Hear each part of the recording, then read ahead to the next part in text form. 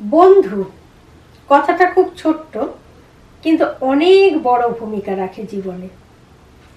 এই বন্ধু আমরা প্রকৃত কোনো কালেই হয়তো পেয়ে উঠি না। যাকে মনে হবে বন্ধু আপাত দৃষ্টিতে, সে কি আদৌ বন্ধু? বোধ হয় না। বন্ধু হয়ে ওঠা বিষয়টা খুব কঠিন। বন্ধু প্রত্যেকেই শুনবেন একটা কথাই বলে, আমার জীবনে বন্ধু ভাগ্যটা খুব খারাপ। আবার বেশ কিছু মানুষের শোনাও যায় বন্ধু ভাগ্য খুব ভালো, বন্ধুর দ্বারা উপকৃত হয়েছে, বন্ধুর দ্বারা অনেক কিছু জীবনে উন্নতি হয়েছে।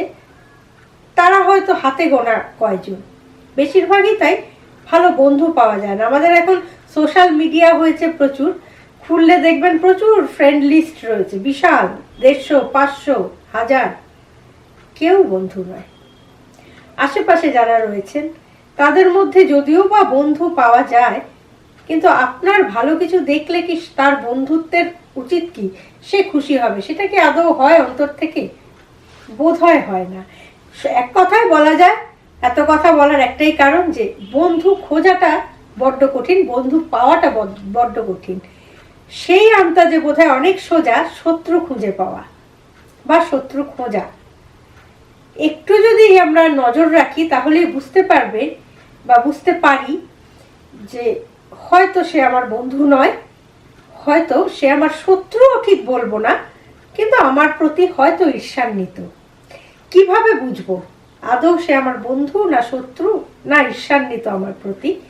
সেই রকমই কয়েকটি বিষয় নিয়ে আজকে আলোচনা করব, কিন্তু তার আগে বলি নমস্কার, আমি গৈরিকা, আপনার একান্ত প্রিয় পরিবার কলকাতা ক্যানভাসে আপনাকে স্বাগত জানাই। আপনি যদি এই পরিবারের একজন এখনো না হয়ে থাকেন তাহলে প্লিজ সাবস্ক্রাইব করে নিন কলকাতা ক্যানভাস। পাশেই বেল আইকন রয়েছে, প্রেস করে অন করে নিন, তাহলে নতুন ভিডিও আপলোড হওয়ার সঙ্গে সঙ্গেই নোটিফিকেশন পৌঁছে যাবে আপনার কাছে। এবার বলি কি করে বুঝবেন কেউ আপনাকে হিংসে করছে।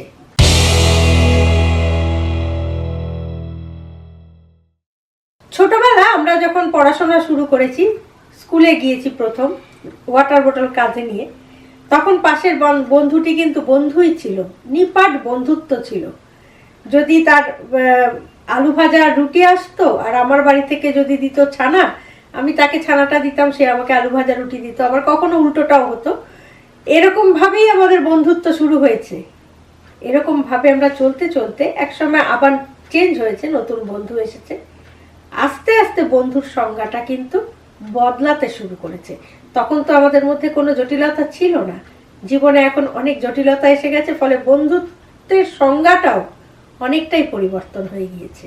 এই সংজ্ঞা বদলানোর সঙ্গে সঙ্গে আমরাও যেন বন্ধুত্বকে কোথায় হারিয়ে ফেলেছি, বন্ধুত্বকে চিনতে পারি না, বন্ধুকে চিনতে পারি না। এই প্রবলেমটা আমাদের সকলের মধ্যেই আছে। যদি আপনি প্রকৃত বন্ধু চিনতে চান তাহলে একটা জিনিস আপনাকে লক্ষ্য করতেই হবে, সেটা হচ্ছে তার চোখ। মুখে অনেক রকম নাটক থাকতে পারে, মুখে সবসময় ধরা পড়ে না, কিন্তু চোখে কিন্তু ধরা পড়ে। চোখের মনির দিকে আপনি এক দৃষ্টে তাকিয়ে দেখুন, আপনি দেখবেন তার ভাষাটা আপনি ঠিক পড়তে পারবেন। এটা একটা সহজ পদ্ধতি, কয়েকটা জাস্ট লক্ষ্য করলে একটু উপলব্ধি করা যায় যে কটা বিষয়, সে কটাই আজকে বলবো। প্রথম যেটা বললাম সেটা হচ্ছে চোখটাকে ভালো করে লক্ষ্য করুন, চোখের দিকে তাকিয়ে আই কন্ট্যাক্টে কথা বলুন। দেখবেন অনেকেই যারা আপনার ভালো বন্ধু না বা যারা ভালো মনের মানুষ নয়, তারা কিন্তু আই কন্ট্যাক্টে কথা বলতে পারে না, আপনার দিকে তাকিয়ে তারা ডাইরেক্ট কথা বলবে না। আর যারা খুব হালকা মনের, পরিষ্কার মনের মানুষ, যারা সত্যি বন্ধু, তারা কিন্তু আপনার চোখের দিকে সরাসরি তাকিয়ে কথা বলবে, আই কন্ট্যাক্টে কথা বলবে। তারা এদিক ওদিক করে কিন্তু কখনো কথা বলবে না। এবং চোখের ভাষাটা পড়বার চেষ্টা করুন। চোখের ভাষায় কোনো রকম মেকআপ থাকে না, মুখে থাকে, চরিত্রে থাকে, চোখের ভাষায় থাকে না। সেটাকে বোঝার চেষ্টা করতে হবে।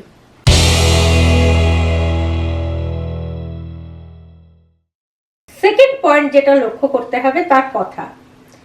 আমরা বলি চোখ হচ্ছে মনের আয়না আর কথা হচ্ছে মনের ভাষা। সে কারণেই তার কথার মধ্যে দিয়ে প্রকাশ পাবে যে সে আপনার বন্ধু না সে আপনাকে হিংসে করছে। যদি দেখেন আপনার সফলতায় যে আপনার সঙ্গে একসঙ্গে পথ চলছিল, আপনার সামান্য আনন্দে আনন্দিত হচ্ছিল, যেদিন আপনি সফলতার দিকে যাচ্ছেন বা আপনার আনন্দটা একটু বাড়তে শুরু করেছে, সেদিন সে আপনাকে আর রেসপন্স করছে না সেইভাবে, কিংবা তার কথার মধ্যে একটা তির্যক চিহ্ন রয়েছে, মানে একটু আমরা যেটাকে বলি একটু টিপ্পনি কেটে কথা বলা, সহজ ভাষায় বললাম টিপ্পনি কেটে কথা বলা। মানে ধরুন আপনার সফলতাটাকে, আমি সবসময় বলছি আপনার সফলতা তো ঠিক আছে, এখানে আপনার কোনো কৃতিত্ব ছিল না, অমুকে আপনার সঙ্গে ছিল বলে আপনি এটা করতে পারলেন, এইটা কিন্তু বন্ধুত্বের কথা হতে পারে না। সেই জন্যই কথার মধ্যে কিন্তু বোঝা যায় যে সেই মানুষটা সত্যি আপনার আনন্দে আনন্দিত কিনা, সে আপনার দুঃখে দুঃখী কিনা। আর যদি আনন্দে আনন্দিত না হয়, দুঃখে দুঃখী না হয়, তাহলে কিসের বন্ধুত্ব? সে কারণে কথার দিকে একটু নজর রাখতে হবে।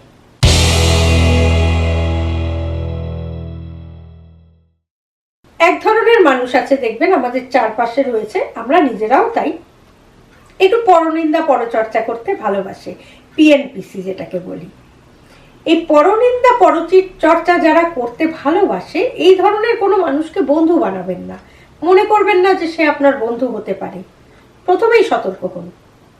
তার কারণ সে আপনার কাছে যখনই আমার নিন্দে করছে, জানবেন আমার কাছেও কিন্তু আপনার খুঁতটাই বলবে, আপনার নিন্দেটাই করবে, সে কিন্তু আপনারও বন্ধু নয়। সে কারণে যারা পরনিন্দা পরচর্চা করে, এই ধরনের যারা মানুষ হয়, আমরা সকলেই কম বেশি করি, আমি বলবো না যে আমরা কেউ করি না, কম বেশি সকলেই করি।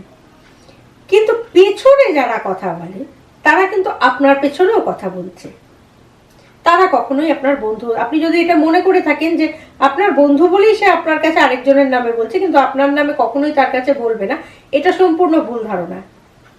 এই ধরনের মানুষরা কোনো দিন কারোর বন্ধু হতে পারে না।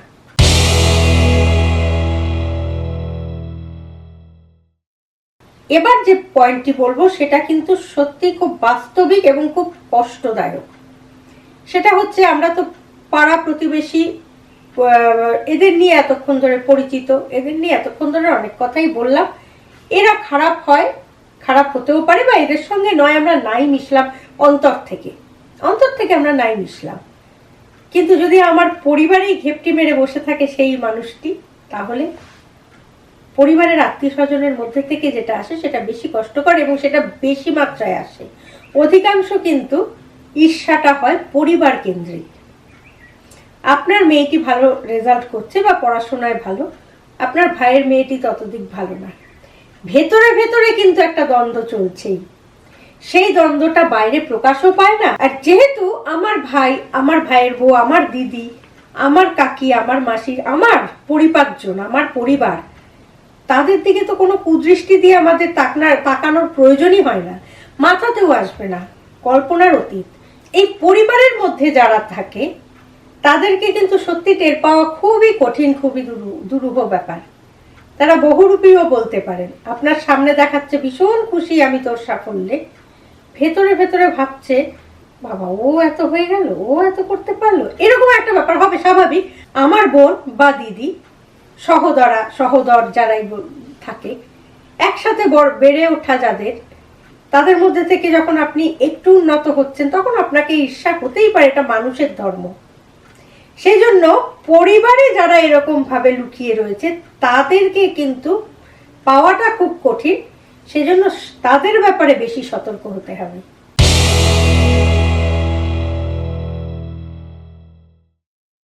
এক কথা, আজকের আলোচনায় একটা কথাই বলা যেতে পারে যে আসল যে বন্ধু তাকে চিনে নিন। যে বন্ধু আপনাকে খারাপ পথে চালিত করছে, আপনি জানেন এটা খারাপ, কিন্তু সে আপনাকে কনভিন্স করে সে কাজটা করিয়ে নিচ্ছে, কিন্তু সে নিজে সেটা করে না। এরকম ঘটনা আকচার ঘটে, অভিজ্ঞতা আমার আছে যে এরকম বন্ধুও কিন্তু আছে। যদি আপনি বুঝতে পারেন বা দেখেন যে আপনাকে এই ধরনের কনভিন্সিং কথাবার্তা বলে খারাপ কিছু করার জন্য প্রলোভন দিচ্ছে বা জানাচ্ছে, সেই জায়গাটা কিন্তু অ্যাভয়েড করতে হবে। সেটা কখনোই আসল বন্ধু হতে পারে না।